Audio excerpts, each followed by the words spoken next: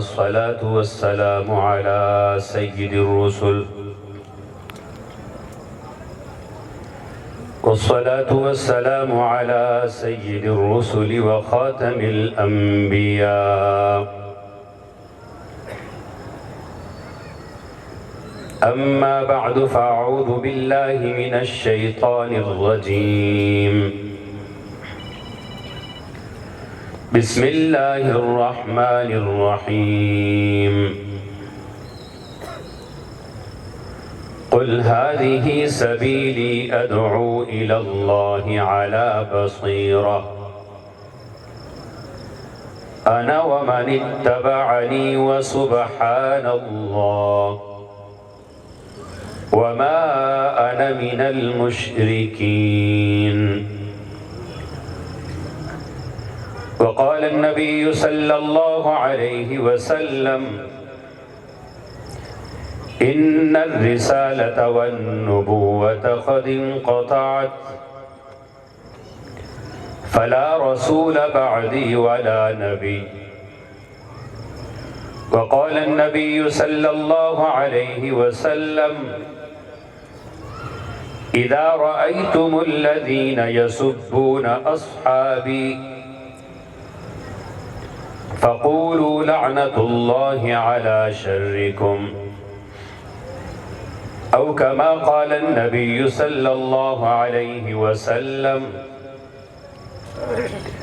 آمنت بالله صدق الله العظيم وصدق رسوله النبي الكريم. اللهم صل وسلم وبارك على نبينا محمد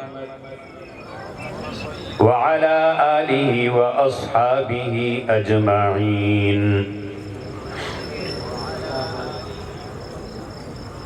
شعور لایا، کتاب لایا، وہ حشر تک کا نصاب لایا. شعور لایا، کتاب لایا، وہ حشر تک کا نصاب لایا.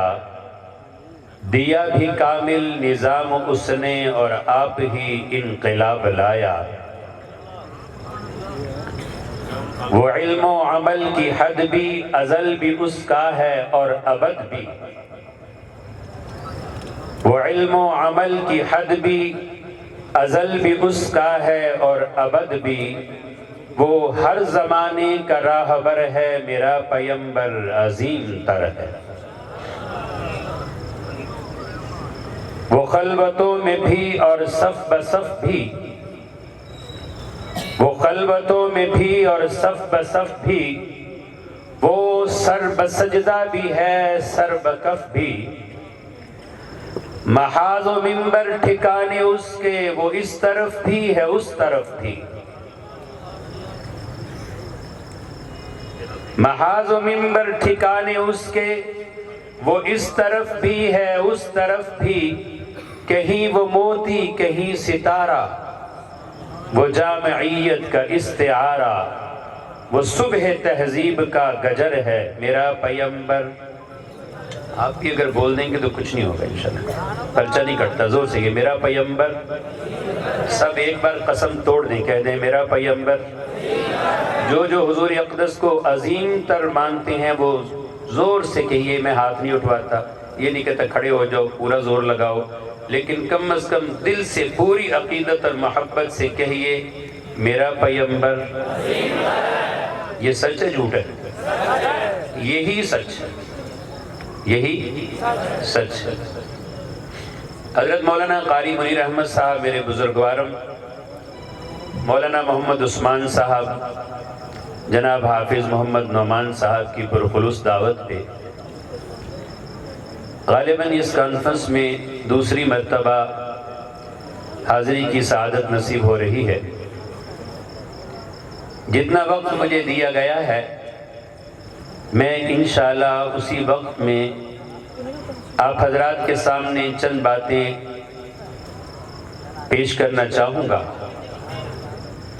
لیکن اپنی گفتگو کی ان چند گنی چنی باتوں کو پیش کرنے سے پہلے آپ حضرات کے سامنے میں ایک منظر نامہ رکھنا چاہتا ہوں، ایک یوں کہیے کہ صورتحال رکھنا چاہتا ہوں مذہبی دینی حلقے کی، اور خاص طور پہ پاکستان میں اسلام، اہل اسلام، ہمارے عقائد، نظریات اور اعمال پر باطل کی یلغار کی۔ آپ حضرات تشریف لائے ہیں یقیناً شیریں بیانی کے لیے بھی، شعلہ نوائی کے لیے بھی، جذبات کے اظہار اور جذبات کے تلاطم اور مد و جزر کے لیے بھی۔ اس کی بھی ضرورت ہے، لیکن اس کے ساتھ اگر جوش کے ساتھ کچھ ہوش کی باتیں ہو جائیں تو وہ زیادہ مفید ہوتی ہیں۔ صورتحال یہ ہے، اگر ہم آج سے 10-12 سال پیچھے چلے جائیں، یا آپ یوں سمجھیے کہ 15 سال پیچھے چلے جائیں، تو آپ کو اپنے معاشرے میں صحابہ کرام کے حوالے سے، ختم نبوت کے حوالے سے، ایتھیسٹ ازم کے حوالے سے، عیسائیت اور مرزائیت کے حوالے سے اتنی غلط فہمیوں کا سامنا نہیں ملے گا جتنا آج ہے۔ توجہ ہے میری طرف؟ ایک آدمی ہے، وہ مسجد میں صف اول کا نمازی ہے، لیکن اس کا بیٹا آدھا رافضی ہو جاتا ہے۔ یہ حالات ہیں جو میں آپ کے سامنے پیش کر رہا ہوں۔ ایک آدمی ہے، اس کا سارا دن مسجد میں گزرتا ہے، لیکن اس کا بچہ مرزائیوں سے متاثر ہے۔ ایک آدمی مسجد کی سارا سال، سارا مہینہ خدمت کرتا ہے، مدرسے میں ایک استاد کی تنخواہ کی ادائیگی کرتا ہے، لیکن اس کا بیٹا عیسائیوں سے متاثر ہے۔ ایک آدمی معاشرے میں بہت مذہبی شمار کیا جاتا ہے، لیکن اس کا بچہ یہودیوں کا ترجمان بنا ہوا ہے۔ مسلمانوں کے معاشرے میں کبھی ہم نے سوچا ہے کہ میں اور آپ جتنے یہاں بیٹھے ہیں دیانتداری سے بتائیں، اگر ہمیں کوئی روپے پیسے بھی دے تو کیا ہم مندر میں جانے کو تیار ہیں؟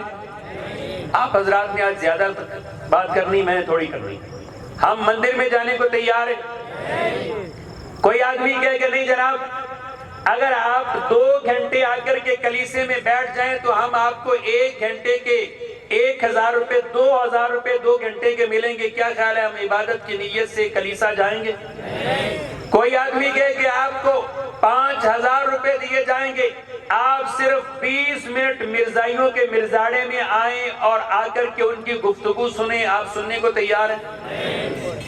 کوئی آدمی کہے کہ نہیں صاحب، ہم آپ کو باقاعدہ سرکاری نوکری دلوا دیتے ہیں، گاڑی لے کے دیتے ہیں، آپ صرف آئیے امام باڑے میں 1 گھنٹہ ذاکر کا بیان سن لیجئے، سنیں گے؟ زور سے بولیں۔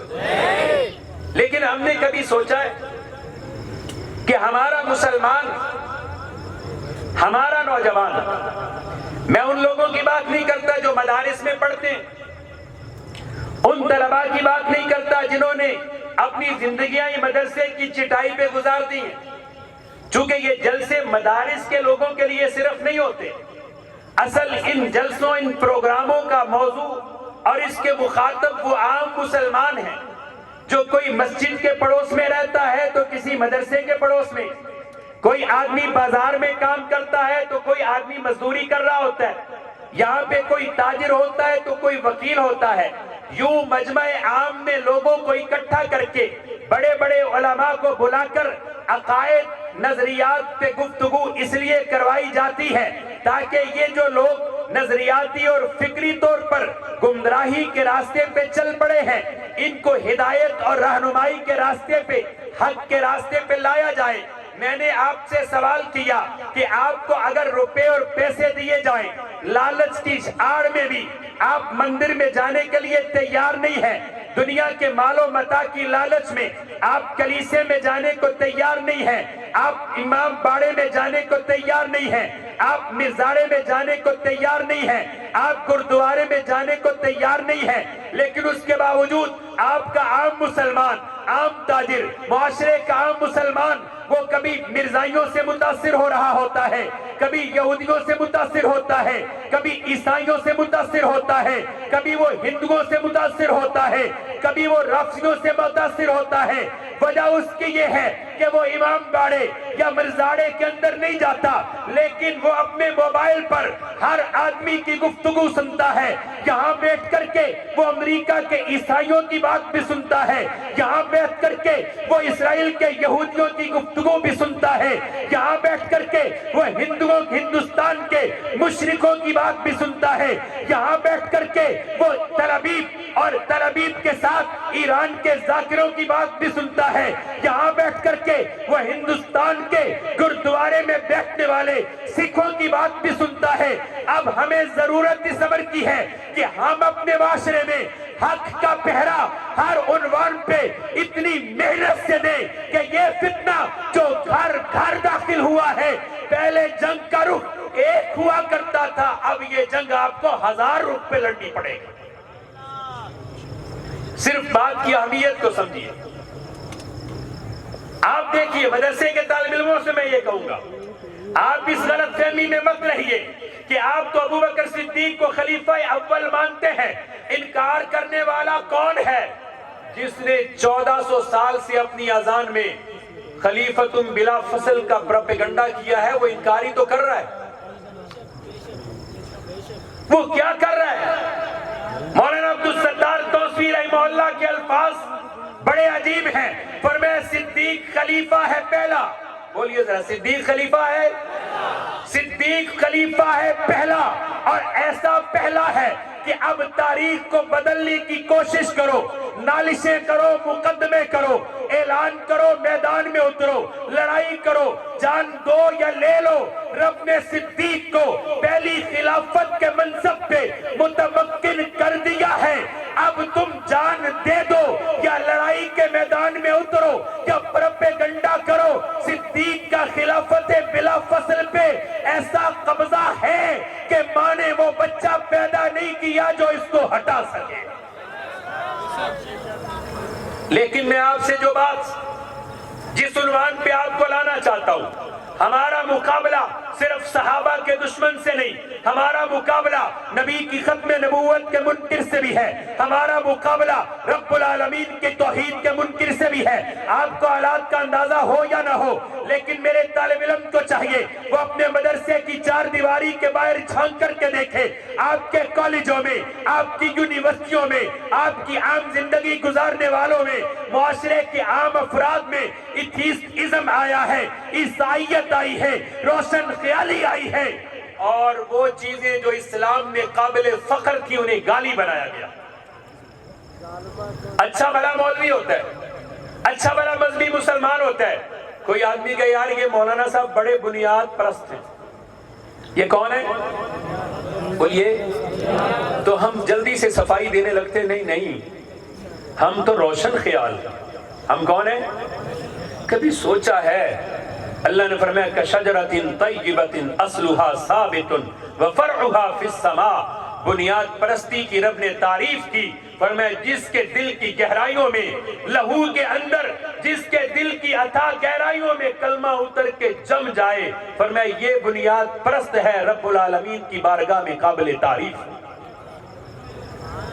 ان الذین قالوا ربنا اللہ، جنہوں نے کہا اللہ ہمارا رب ہے، جنہوں نے کہا محمد ہمارے رسول ہیں، جنہوں نے کہا اسلام ہمارا دین ہے، جنہوں نے کہا قرآن ہمارا منشور ہے، جنہوں نے کہا صحابہ ہمارے مقتدا ہیں، جنہوں نے کہا امہات المومنین ہماری مائیں ہیں، جنہوں نے کہا نبی کی بیٹیاں ہمارے لیے قابل فخر رشتہ ہے، جنہوں نے کہا ائمہ اہل سنت امت کے مقتدا ہیں، اللہ نے فرمایا ثم استقاموا، پھر وہ ٹکرائے طوفانوں سے، آندھیوں سے، زلزلوں سے، پہاڑوں سے، ظلم سے، جبر سے، وہ ڈٹے ہیں بنیاد پر، فرمایا یہ ہیں جن پہ آسمانوں سے فرشتے اترتے ہیں۔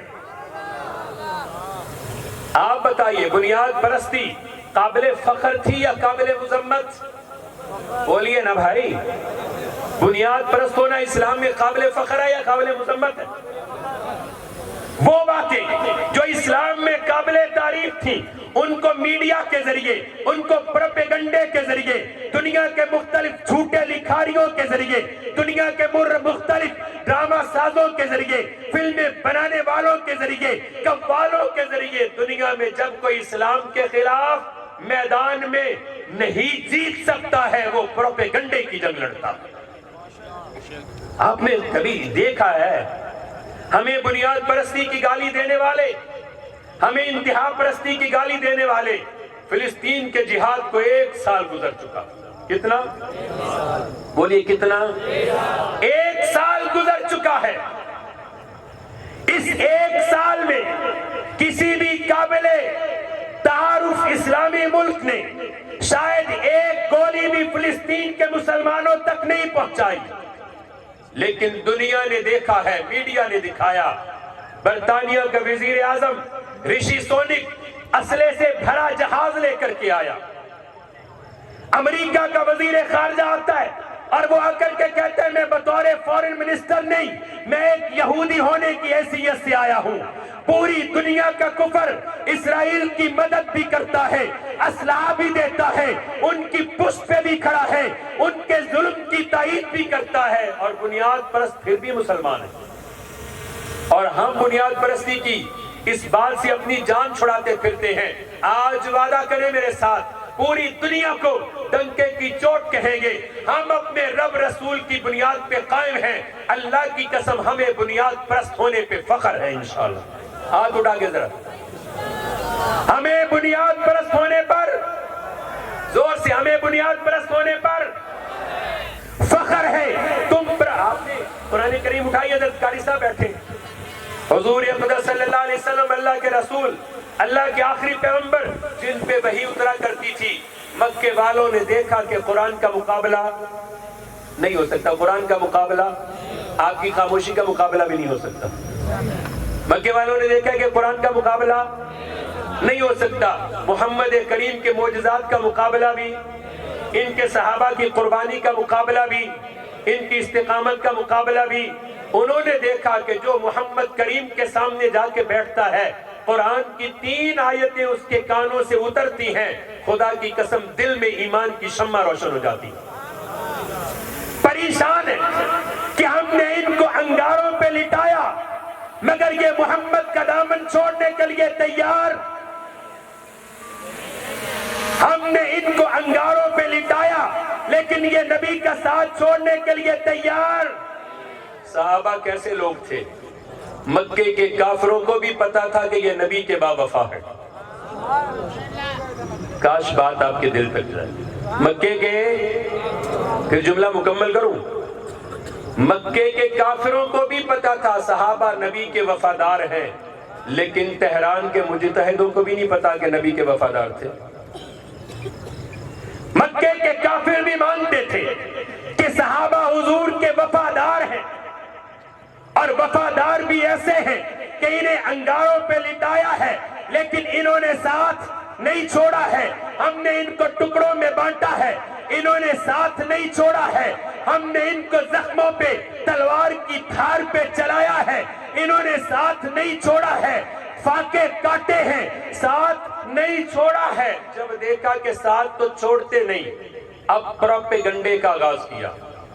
اللہ نے وہ پروپیگنڈا قرآن کریم میں ذکر کیا ہے، آپ کو میری بات کی تائید مل جائے گی۔ لوگوں نے کہا یہ تو مجنون ہے، یہ تو ساحر ہے، یہ تو دیوانہ ہے، یہ تو کاہن ہے۔ اللہ نے ان کے پروپیگنڈے کا جواب دیا، ما ہوا بقول شاعر ولا بقول کاہن، میرا پیغمبر مجنون بھی نہیں، ساحر بھی نہیں، دیوانہ بھی نہیں، شاعر بھی نہیں، مسحور بھی نہیں۔ آپ بتائیے لوگ مشہور کیوں کرتے تھے کہ وہ مجنون ہے، مجنون ہے، اس پہ سیر ہو گیا ہے، وہ کاہن ہے، وہ جادوگر ہے۔ اس لیے مشہور کرتے تھے کہ اگر کوئی سمجھے گا یار وہ مجنون ہے، چلو مجنون کی بات کیا سننی ہے۔ اور آج آپ کے میرے بارے میں بھی دنیا کیا مشہور کرتی ہے؟ مولانا حق نواز رحمت اللہ علیہ وہ چھوڑیے جی بنیاد پرست تھے، مولانا علی شیخ حیدری بنیاد پرست تھے، عطا اللہ شاہ بخاری بنیاد پرست تھے، ملا عمر بنیاد پرست تھا، اسماعیل ہنیہ بنیاد پرست ہے، قاری منیر صاحب بنیاد پرست ہیں، یہ ٹوپی پہن کے بیٹھنے والے بنیاد پرست ہیں، یہ علماء بنیاد پرست ہیں۔ یہ وہی پروپیگنڈا ہے جس کا آغاز محمد کریم کی ذات سے ہوا تھا۔ صرف اس لیے پروپیگنڈا کیا گیا. اس زمانے کے کافروں نے پروپیگنڈا کیا تاکہ نبی کو مجنون کہیں گے تو لوگ بات نہیں سنیں گے, ساحر کہیں گے تو بات نہیں سنیں گے, اور مسحور کہیں گے بات نہیں سنیں گے, کاہن کہیں گے بات نہیں سنیں گے. اور آج بھی جس مولوی کے بارے میں معاشرے میں مشہور ہو جائے کہ بڑا بنیاد پرست ہے, بڑا انتہا پسند ہے, بڑا شدت پسند ہے, ہم وہاں جمعہ پڑھنے کے لیے نہیں جاتے جی, وہ تو بڑے شدت پسند ہیں.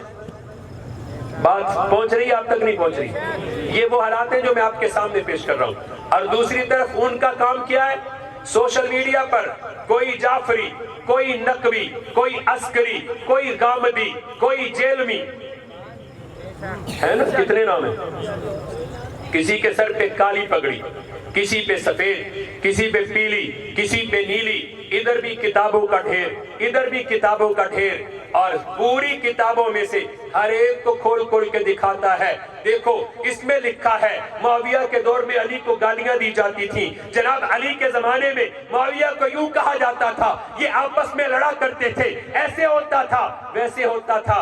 میں سب سے پہلے آپ کو آج ایک نظریاتی بات دینا چاہتا ہوں, میرا جی چاہتا ہے اس کو لے جائیے اور پھر ڈنکے کی چوک پہ رکھ کے دنیا کی ہر کتاب کو اپنی جوتی کی نوک پہ اڑا دیجیے. میں آپ سے پوچھنا چاہتا ہوں, آپ کے سامنے سوشل میڈیا پر صحابہ کی برائیاں کرنے والے جو لوگ کتابیں کھول کے دکھاتے ہیں, سچ بتائیے وہ کتابیں تاریخ کی ہوتی ہیں یا اللہ کا قرآن؟ بولو بھائی, کس کی تاریخ؟ فلاں نے لکھا ہے, فلانا مورخ بڑا مستند ہے, بڑا سکہ ہے, قلم میں بڑی جان ہے. اتنی حدیثیں بھی امت تک پہنچائی ہیں. علماء بیٹھے ہیں, آج ایک ضابطہ یاد رکھنا, اللہ کی قسم حدیث کو بھی ہم رب کے قرآن کے ترازو میں رکھ کے تولتے, اس لیے کہ حدیث ضعیف ہو سکتی ہے, حدیث موضوع, بولو تو صحیح, حدیث موضوع ہو سکتی ہے, حدیث ضعیف ہو سکتی ہے, حدیث بنائی جا سکتی ہے. رب کا قرآن موضوع, اللہ کا قرآن ضعیف. کبھی کبھی بعض نوجوان لے آتے دیکھے گا جلسہ آباد میں ایک آدمی آیا کہ جی فلانا جیل میں ہے, اس نے یہ حدیث بیان کی ہے. ہمارے ایک عالم نے بڑی خوبصورت بیان بات کی, فرمایا ہم تو حدیث کو قرآن کے ترازو میں رکھتے ہیں. جب قرآن صحابہ کی تعریف کرے اس کے مقابلے میں تم تنقید کرنے والی حدیث لاؤ گے, ہم ادب سے ایک طرف رکھ دیں گے لیکن بات قرآن کی مانیں گے, بات تو قرآن کی مانیں گے. اب میں آپ سے ایک بات پوچھنا چاہتا ہوں, ایک جگہ ایک صاحب نے کہا جی تاریخ کی کتابوں میں لکھا تو ہے نا کہ حضرت امیر معاویہ کے زمانے میں حضرت علی پہ تبرہ ہوتا تھا, حضرت علی کو لوگ گالیاں دیتے تھے. میں نے کہا صاحب کتاب کھولنے کی ضرورت نہیں ہے, نہ آپ کتاب لائیے نہ میں کتاب لاتا ہوں, چلے ترازو ایسا لگاتے ہیں کہ بغیر کتاب کھولے فیصلہ ہو جائے کہ گالیاں کون دیتا تھا. بغیر کتاب کھولے فیصلہ ہو جائے کہ گالیاں, اس نے کہا جی یہ فیصلہ کیسے کریں گے؟ میں نے کہا فیصلہ ایسے کریں گے کہ دنیا میں اصول ہے, دنیا میں اصول ہے. کیا اصول؟ میں نے کہا چور کا بچہ عموماً چوری, راشی کا بچہ رشوت, زانی کا بچہ زنا, لوگوں کے کہنے کے گھروں میں ڈاکے ڈالنے والے کا بچہ. میں نے کہا آپ کتاب اٹھانے کی ضرورت نہیں ہے. جناب امیر معاویہ یا علی کے زمانے میں صحابہ کو کون گالیاں دیتا تھا؟ اللہ کی قسم ہم نہیں دیتے تھے, اس لیے کہ اگر وہ ہمارے ابا و اجداد ہوتے تو ہم دیتے. وہ کون تھے جو گالیاں دیتے تھے؟ ان کی اولاد آج بھی موجود ہے, دیکھ لو جو آج دیتے ہیں یہ انہی کی نسل تھی.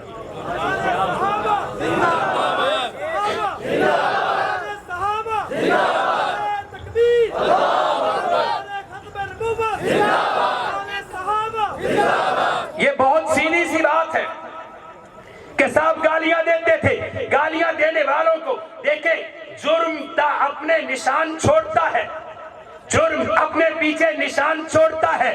دنیا میں گالیاں دینے والے آج بھی گالیاں دینے والوں کی نسل کا تسلسل ہے. اور آپ کو تاریخ میں ایک وہ آدمی بھی مل جائے گا جس نے بغل میں خنجر چھپا کر فاروق اعظم کے پیچھے مسلمانوں کی صف میں کھڑے ہو کر عبادت کا ناٹک کیا تھا. عبادت کا وہ نماز پڑھنے تو نہیں آیا تھا نا, نماز پڑھنے اس لیے کہ جو نماز پڑھنے آئے عبادت کرنے آئے وہ خنجر چھپا کے, اور جو خنجر چھپا کے لائے وہ عبادت کرنے. وہ آیا تھا جناب فاروق پہ حملہ کرنے کے لیے, جناب فاروق کو شہید کرنے کے لیے. میں سوچتا رہا یا اللہ اس کی نسل بھی کہیں نظر آئے گی, پر میں ہاں جیسے وہ بغل میں خنجر چھپا کر عبادت کا ناٹک کرنے آیا تھا, تجھے بھی اپنے معاشرے میں ایسے لوگ مل جائیں گے, یہ اسی کی نسل کا تسلسل ہے. یہ بھی وہی لوگ ہیں بھائی. یہ عبادت کا انداز تو نہیں ہے, لیکن میں جہاں بات کر رہا تھا وہ یہ کہ تاریخ ہر آپ کو سوشل میڈیا پر صحابہ پہ پروپیگنڈا کرنے والا ملے گا جو تاریخ کی کتابیں اٹھا کے دکھائے گا فلاں تاریخ نے یہ لکھا ہے, فلاں مورخ نے لکھا ہے. میرے سنی مسلمانوں, میرے بھائیوں, میرے دوستوں, ہم کسی پہ تنقید نہیں کرتے, اپنے مسلک کی صفائی دے رہے ہیں. اور ہمیں اپنے معاشرے, اپنے ماحول میں, اپنے لوگوں میں اپنی بات اپنی دلیل سے کرنے کا پورا حق ہے. جو کہتے ہیں ہاتھ کھڑا کرے ذرا.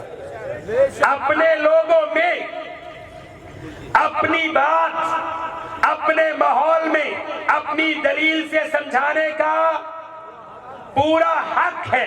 ہم اپنوں کو سمجھاتے ہیں اور اس لیے سمجھا رہے ہیں کہ آج چاروں طرف کانٹے بکھرے ہیں, ہمارا کوئی اپنا کانٹوں کی وادی کی نظر نہ ہو جائے. اب آپ سمجھیں, جو آتے تاریخ لاتا ہے کہ جی تاریخ میں یوں لکھا ہے, تاریخ میں یوں لکھا ہے, تاریخ میں یوں لکھا ہے. میں آپ سے ایک سادہ سا سوال پوچھتا ہوں, تاریخ لکھنے والا بڑے سے بڑا مورخ ہو, اگر وہ صحابہ کی برائیاں لکھے, 50,000 تاریخ کی کتابیں اس درجے کے مستند راویوں کی ہوں جو امام بخاری جیسے ہیں, توجہ رکھیے گا, اتنے مستند راوی جنہوں نے زندگی میں کبھی جھوٹ نہیں بولا, لیکن ان کا قلم صحابہ کی برائیاں کرتا ہے, ان کی کتاب کو تاریخ کہیں گے یا نہیں؟ کہیں گے نا یہ تاریخ ہے. انہوں نے کیا لکھا ہے؟ تاریخ لکھی ہے. سوال یہ ہے اگر ان 50,000 کتابوں کو جوتی کی نوک پہ رکھ کے اڑا دیں, کافر ہو جائیں گے؟ بولے تو صحیح, بس ایک ہی بات پہ تو آپ کو عقیدہ ملے, کافر ہو جائیں گے؟ ابن حجر لکھے, ٹھیک ہے, اسی طرح کوئی اور بڑے سے بڑا عالم تاریخ میں لکھے, البدایہ والنہایہ میں لکھے, کسی اور میں لکھے, کتاب تاریخ کی ہے لیکن صحابہ کی غلطیاں نکالتی ہو, صحابہ کی برائیاں کرتی ہو. ایسی 50,000 کتابوں کے بارے میں ہم کہیں کہ مورخ نے غلط لکھا ہے, اس کا قلم بکا ہوا تھا, اس کے قلم میں کسی بادشاہ کے دیناروں اور دراہم کی سیاہی تھی, یہ اپنے زمانے میں کسی اور کے ہاتھ میں کڈنیپ ہو گیا تھا, یہ کسی اور کے نظریات کا شکار تھا. کچھ بھی نہ کہیں, آپ کہیں کہ تاریخ کی 1000 کتابیں ہیں, یہ صحابہ کی برائیاں کرتی ہیں, ہم ان کو نہیں مانتے, ہم ان کو آگ کے علاوہ میں ڈالتے ہیں, کافر ہوں گے یا مسلمان؟ زور سے سمجھ آیا؟ تاریخ کا جتنا بھی انکار کر دے کافر ہے. اور قرآن کہتا ہے یہ سچے تھے, یہ عظمت والے تھے, یہ اصحاب الجنہ تھے, یہ حزب اللہ تھے. قرآن ان کی تعریفیں کرے, تاریخ کی 50,000 کتابوں کو جوتی پی نوک پہ رکھنے سے کافر, اور قرآن کے ایک ہم المفلحون کا انکار کر دے تو کافر. بات ہی ختم ہو گئی بھائی, بات ہی ختم ہو گئی. ہمیں لا کے دکھائیے قرآن جہاں قرآن نے ان پہ تنقید کی ہو, جہاں قرآن کریم نے ان کی غلطیاں نکالی ہوں. خدا کی قسم قرآن نے تو ان کی تعریفیں کی, قرآن نے ان کی بولی, ان کی. ایک صاحب کو میں سنا, جعفری نقوی بہت ہے, ایک کو سنا وہ بیٹھا کہہ رہا تھا کہ دیکھا نا احد میں آئے اور چھوڑ کے چلے گئے. صحابہ کچھ دور کے لیے احد سے بولو نا چلے گئے تھے, لیکن پھر اب آپ ہی بتائیں جو واپس آ جائے وہ گیا تھا یا آیا؟ وہ تو آیا ہے, گیا کب ہے؟ اور صحابہ کا, اب طالب علم کی بات سنیے گا, صحابہ کا یہ لوٹ کر آنا، اللہ کی قسم یہ مقام مذمت نہیں، یہ مقام تعریف ہے۔ مقام تعریف کیسے ہے؟ ابھی ہندوستان پاکستان کی جنگ نہیں لگی، میں آپ کو کہتا ہوں آئیے کشمیر لڑتے ہیں، آئیے جناب پاکستان کی دھرتی کے لیے، آئیے مسجد اقصیٰ کے لیے، آئیے برما کے مسلمانوں کے لیے لڑتے ہیں، آپ سارے تیار ہو جائیں گے کہ چلو جا کے لڑتے ہیں۔ لیکن وہاں زخم لگے ہوئے نظر آئیں، شہیدوں کے لاشیں پڑے ہوئے ہوں، وہ لوگوں کے جسم کٹے ہوئے ہوں، خون کی ندیاں بہہ رہی ہوں، وہاں سے دیکھ کے اب واپس جانا حوصلہ ہے، پہلی بار آنا کمال نہیں ہے۔ پہلی بار آنا، صحابہ میں تو کمال یہ تھا کہ یہ رحمت عالم کے ساتھ گئے، پھر نبی علیہ السلام کے ساتھ میدان میں جا کر کے جب لڑے ہیں، کچھ دیر کے لیے ہٹے، یہ جو واپس ہٹ کے نبی کے ساتھ گئے، یہ زخم دیکھ کر بھی لوٹے ہیں، شہادت دیکھ کر بھی لوٹے ہیں، بدن کے ٹکڑے دیکھ کر بھی لوٹے ہیں، لہو کی ندیاں بہتی ہوئی دیکھ کر بھی لوٹے ہیں۔ خدا کی قسم ان کا آنا مذمت نہیں، کمال ہے، یہ تو کمال ہے۔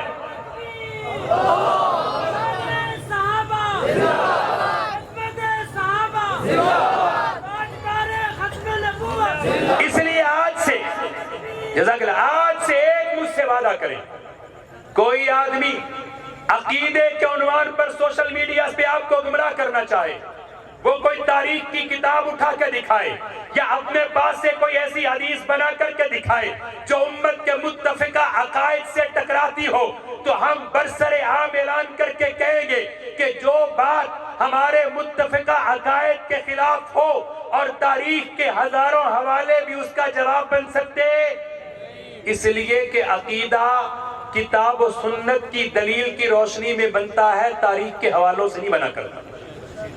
اور جیسے عقیدہ کتاب و سنت کے حوالے سے بنتا ہے، اسی طرح عقیدے کو توڑنے کے لیے بھی حوالہ کتاب و سنت کا لانا پڑے گا۔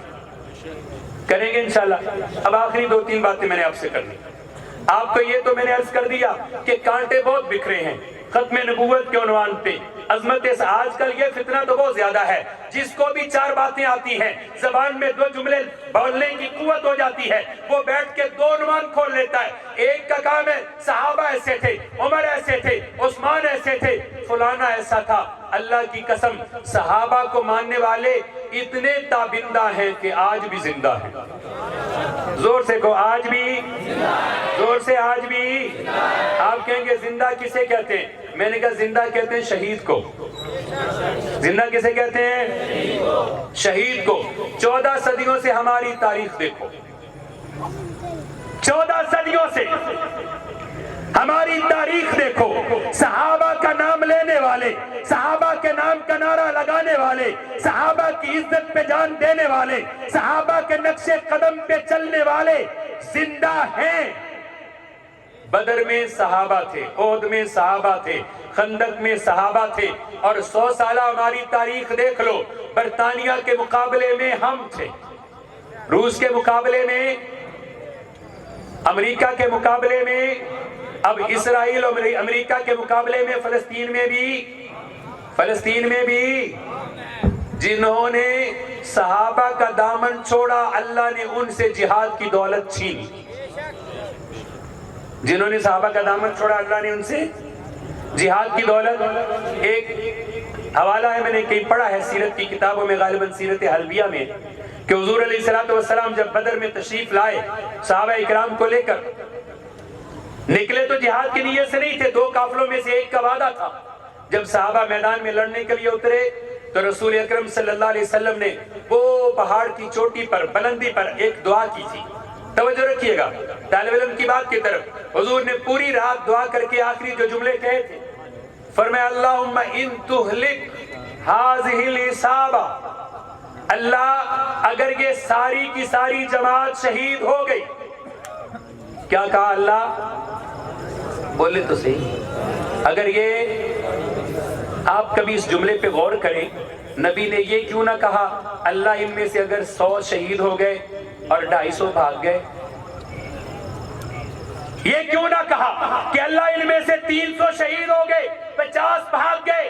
یہ کہنا کہ اللہ اگر یہ سارے کے سارے شہید ہو گئے، امت کو یہ بتانا تھا کہ صحابی جب نبی کے ساتھ میدان میں اترا کرتا ہے وہ جان دے دیتا ہے، بھاگا نہیں کرتا۔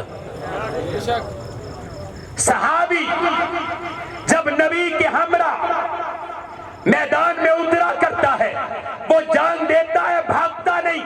پیغمبر نے دعا کی، صحابہ کی صفیں لگی، پھر رحمت عالم نے فرمایا ان کو کوئی پرچم بھی تو دینا چاہیے۔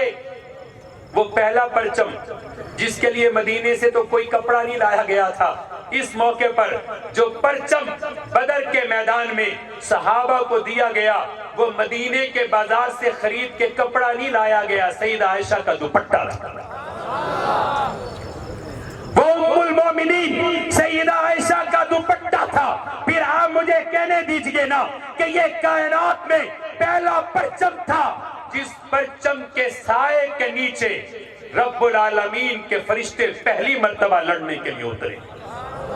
اور جناب حسان ابن ثابت نے وہ تاریخی جملے کہے تھے کہ لوگوں آج بدر میں ہمارے پاس وہ پرچم ہے، آدم سے لے کر آج تک ایسا پرچم بنایا نہیں گیا اور قیامت کی صبح تک ایسا پرچم بنایا نہیں جائے گا۔ پوچھا کیوں؟ فرمایا اس لیے کہ اس پرچم کے سائے کے نیچے فرشتوں کا سردار جبریل بھی ہے، نبیوں کا سردار محمد بھی۔ اور بس سمیٹ رہا ہوں چونکہ میرے 3 منٹ رہ گئے، مولا نے مجھے 40 منٹ دیے تھے۔ یہ پرچم تھا سیدہ عائشہ کا دوپٹہ۔ کیا تھا حضرت عائشہ کا؟ اب آپ کے دل پہ یہ بات لگنی چاہیے۔ اللہ نے فرمایا جہاد ہے میرے دین کی سب سے بڑی نعمت، میرے دین کا سب سے بڑا اونچا منصب، تو یا اللہ اب صحابہ کے سپاہیوں اگر یہ جملہ ضائع گیا تو دکھ ہوگا۔ فرمایا میں نے نبی کی قیادت میں پہلے جہاد کا پرچم عائشہ کا دوپٹہ اس لیے بنایا ہے کہ قیامت تک جو عائشہ کے دوپٹے کی عزت کرے گا جہاد صرف وہی کرے گا۔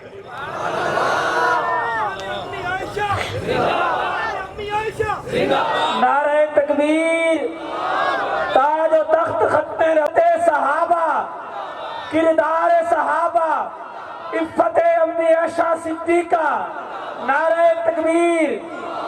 فرمایا قیامت تک جو عائشہ کے دوپٹے کی عزت کرے گا جہاد صرف وہی کرے گا۔ بولو ذرا، جہاد صرف وہی کرے گا۔ اس لیے اللہ رب العزت نے جہاد کی دولت اہل و سنت کو عطا کی ہے۔ صحابہ نے میدان بدر میں جہاد کیا، میدان احد میں جہاد کیا، خندق اور تبوک میں جہاد کیا۔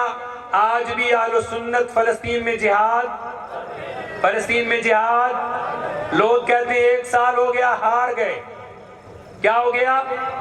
اللہ کا شکر ہے ہم ہارے، زور سے کہ ہم ہارے۔ اگر سب کو فلسطین جانا پڑے تیار ہیں؟ کون نے ہاتھ کھڑا کرے ذرا؟ اگر فلسطین جانا پڑے تیار ہیں؟ جانے دینی پڑے تیار ہیں؟ لہو گروانا پڑے تیار ہیں؟ اولاد کی قربانی دینی پڑے تیار ہیں؟ اپنا لہو گروانا ہو تیار ہیں؟ اپنا مال دینا ہو تیار ہیں؟ فلسطین کے بھائیوں کے ساتھ ہم رب العالمین کو گواہ بنا کے عہد کرتے، ہاتھ کھڑا کر کے چلے کھڑے ہو جائیں۔ اے اللہ تو گواہ رہنا، 1 سال گزر گیا، ہماری جانیں تیرے قبلہ اول کے لیے حاضر، زور سے تیرے قبلہ اول کے لیے حاضر، مسجد اقصی کے لیے حاضر، بیت المقدس کے لیے حاضر، فلسطین کی بیٹیوں کے لیے حاضر، فلسطین کی دھرتی کے لیے حاضر ہیں۔ ہم ہارتے تو تب جب جہاد چھوڑ دیتے۔ 1 سال کے بعد امریکہ اس کے ہوائی سوچنے پہ مجبور ہے۔ اللہ کا شکر ہے مسلمان آج بھی لڑنے کے لیے تیار ہیں، آئندہ بھی لڑنے کے لیے تیار ہیں۔ شہادت ہے مطلوب و مقصود مومن، نہ مال غنیمت نہ کشور کسائی۔ اللہ میری اور آپ کی اس جذبے اور تمنا کو قبول فرمائے اور دعا کرے یہ جہاد زندہ رہے گا، اہل و سنت بھی انشاءاللہ زندہ رہے گی۔ وما علینا الا البلاغ۔ ذرا دیکھ اے دشمن صحابہ، ذرا دیکھ اے دشمن صحابہ، میں تیرے واسطے آج پھر حیدری بلا کے لایا ہوں۔ شان صحابہ عظمت صحابہ علامہ عبدالجبار حیدری، علامہ علی شیر حیدری شہید۔ حضرت کے بیان سے قبل میں ملتمس ہوں ہمارے فیصل آباد کی خوبصورت آواز ثنا خان مصطفیٰ مداح حبیب کبریا حضرت مولانا شاہد محمود صاحب تشریف لائے، آپ حضرات کے سامنے مختصر وقت میں شان صحابہ پر نظر پیش فرمائے۔ حضرت مولانا شاہد محمود صاحب۔